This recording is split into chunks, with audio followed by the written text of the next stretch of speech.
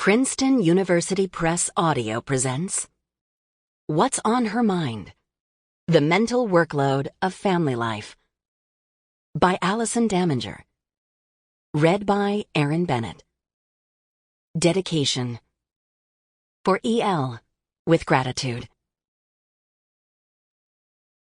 Introduction. The hospital cafeteria was hushed in the lull between breakfast and lunch. Jackie, a white dietitian employed on one of the hospital's upper floors, sat across from me radiating nervous energy. "It's me and my husband Matthew," she began when I asked about her family. "I'm 32. Oh my God, how old am I? I'm 32. I'm going to be 33 in a week. Actually, next week. Matthew and I have been together for 17 years and married for 8 soon.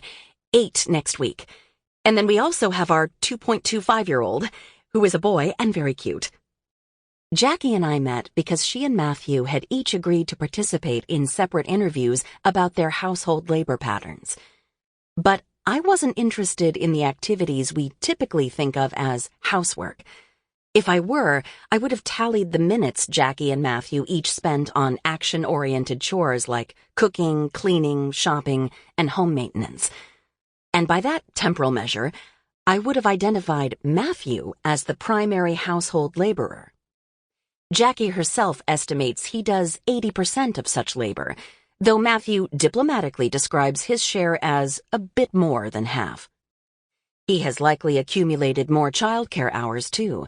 For the first 18 months of their son's life, Matthew acted as his primary caregiver while working part-time from home. It's worth underscoring the fact that Matthew's domestic contributions are far greater than those of most men, both past and present.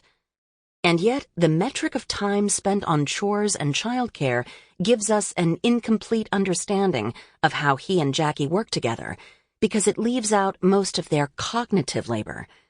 Simply put, cognitive household labor is a set of mental processes aimed at figuring out what the family requires, what it owes to others, and how best to ensure that both requirements and obligations are fulfilled.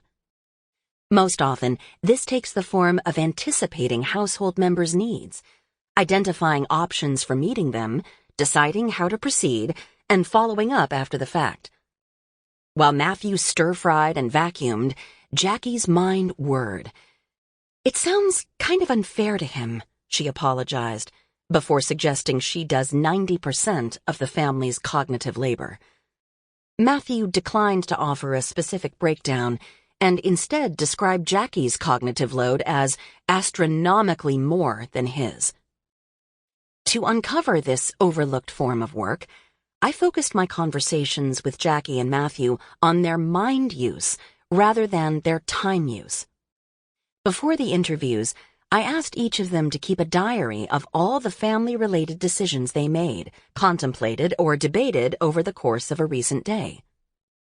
The log Jackie handed me that morning was among the most extensive I'd collected thus far. It contained 26 entries, ranging from how many crackers she could give her toddler without ruining his dinner, to whether she should take up a second part-time job to help make ends meet. Yet Jackie apologized for her log's brevity. Usually, she explained, her days felt like a never-ending stream of family-related decision-making. But because I've been so crazy busy, this happens sometimes that I actually work at work, you'll see chunks of time in the log where I'm not doing something, whereas I feel it's often every hour. I'll be like, "Oh, I need to do this for our family," and I don't feel like it was as often as usual. I asked Jackie to tell me more about one of the decisions she'd listed, whether the family needed anything besides black beans from the grocery store.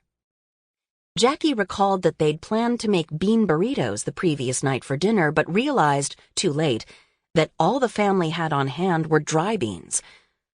"We were supposed to make beans, that is, cook the dry beans, a lengthy process, either on the weekend or last night, but we hadn't because we didn't have it on the meal planning board, and so nobody remembered." Jackie, who stopped at the store on her way home from work to pick up canned beans, approximated her train of thought while wandering the grocery aisles. Sample complete. Ready to continue?